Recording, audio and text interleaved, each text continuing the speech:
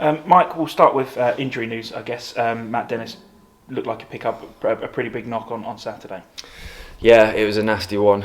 All credit to him. He tried to carry on, and you could see he was in a lot of pain. So, he said he probably shouldn't have done that, but I like that. The fact that the warrior inside him, same as Dan Harvey's done it a few times now. He just carries on after the game. Ankles flat as anything. But yeah, Matty, he's had a scan. It's going to be, I think, looking medium term, 6 to 8 weeks. So yeah, difficult one for him. It comes at a frustrating time for you as well, doesn't it? With games coming thick and fast over Christmas.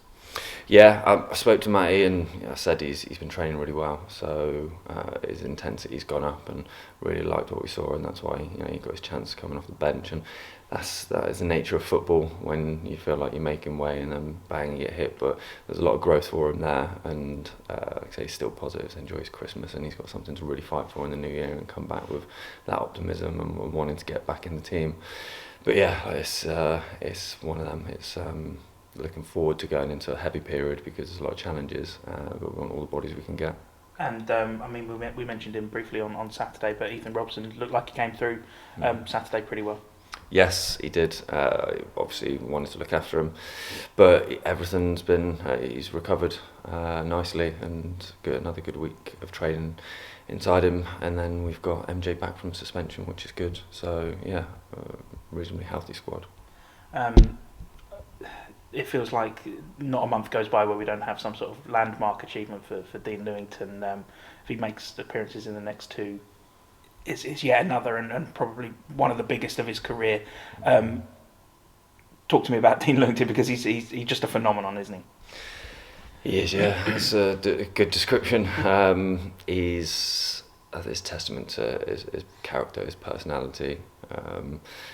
He deserves all these accolades as much as he probably doesn't want to be standing there and be given them. But yeah, he's told us plenty of times he's not. He's not, and that's why I think he's such a lovable character, and he has tested the time, because he's not. You can see the DNA, and he's not in it for the superficial kind of side of football.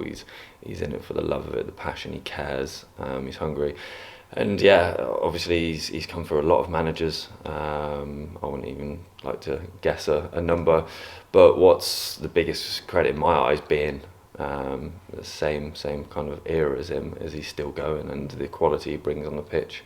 And obviously it's a natural progression that he's helping, and the boys and the group, and he's a huge influence in there as well as out on the field. So yeah, he deserves all the credit, which I'll look forward to seeing him receive awkwardly. and as a one club man as well, I mean it's unheard of nowadays, isn't it?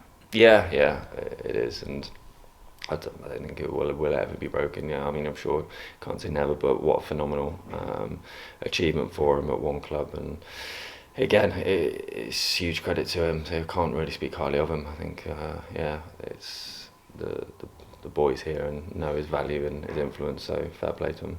And of course, the fact that he's still playing. It's not like he's coming off the benches or anything like that. He's making the starting 11 as well. That's again testament to the man. Huge testament, yeah. The quality he still brings. He's obviously always had that comfortable nature on the ball. Tactically, you can see he understands what we're trying to do. He's taken that. I mean, he's worked under managers that have asked that as well. But physically, yeah, he's still up there and hitting good numbers and robust as anything. Onto your team then. Pretty decent performance as it was on Saturday. You'll be looking to replicate those sorts of results, or certainly the results, but maybe hit higher gears in the games over Christmas, I imagine. Yeah, always looking to improve. Like I say, you take the result all day long, points on the board. But yeah, we're looking.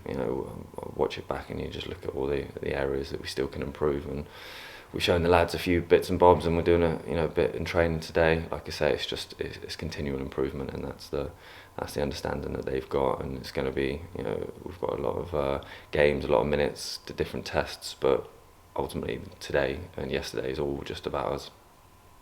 How do you look at the games over Christmas? I mean, obviously they do come thick and fast, but this is the period that so many fans look to, isn't it? What they're going to be doing over Christmas and what sort of games they can go to.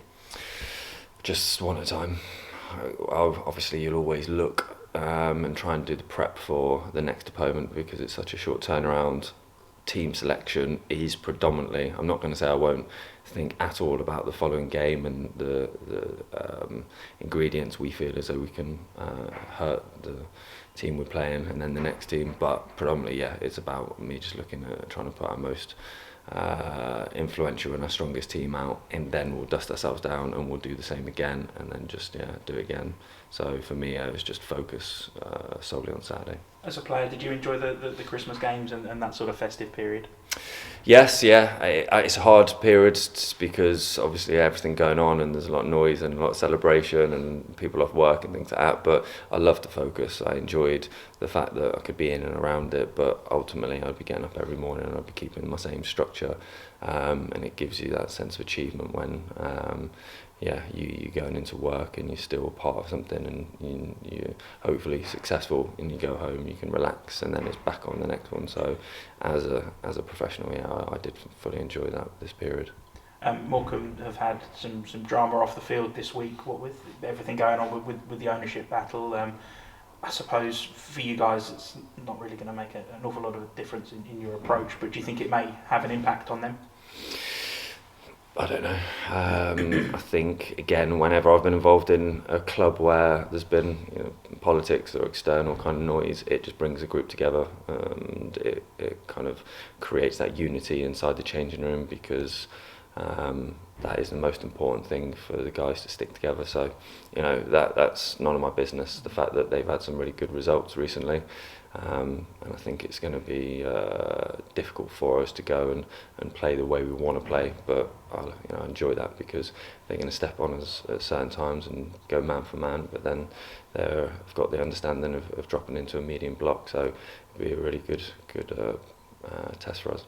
You mentioned those good results. I mean, a 5-0 win on Saturday, and then of course picking up a point against Stockport, who are a team that are flying at the minute. They're not any pushovers, are they, Morecambe? And their league position sort of dictates that.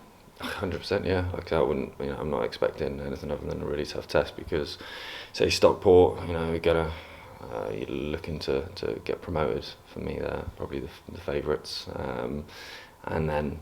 Yeah, the result speaks for itself, and we watched the performance back, and it was a very disciplined performance. They didn't have the majority of the possession, but you could see that they controlled areas and territory out of possession, and when they get a chance, they put it away. So yeah, they're in good form. And finally, 2023 coming to a close now. How do you sum it up from your perspective? There's been an awful lot of change, but I suppose an awful lot of positives as well. Yeah, I've loved every minute of it.